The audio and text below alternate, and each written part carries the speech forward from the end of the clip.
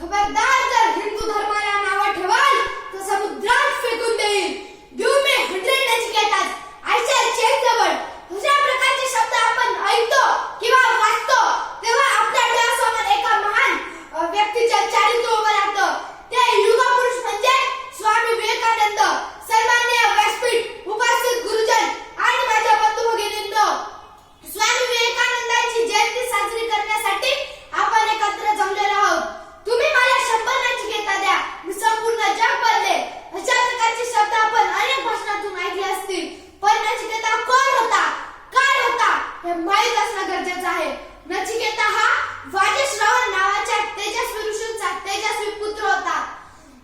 त्याच्या वडिलांकडे अपार संपत्ती, वैभव होतं, पण त्या संपत्ती वैभवाला जुगारून त्याच्या वडिलांना म्हणाला, बाबा तुम्हीच म्हणता ना तू सिंहाचा छावा आहे आणि सिंह हा काल मिळालेलं अन्न कधी खात नसतो. त्याने याकडून विद्येची विद्या, आत्मविद्या मागितली.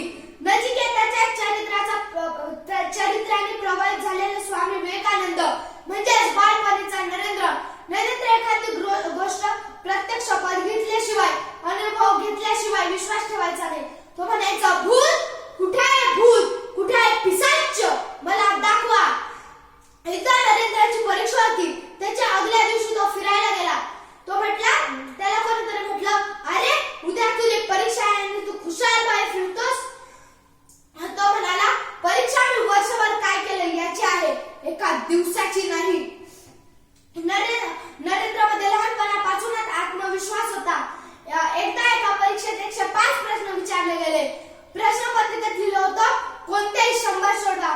त्याने 105 चे 105 सोडवले आणि खाली लिहिलं, कोणतेही 100 तपासा. इतका अलौकिक आत्मविश्वास नरेंद्रमध्ये लहानपणापासूनच होता.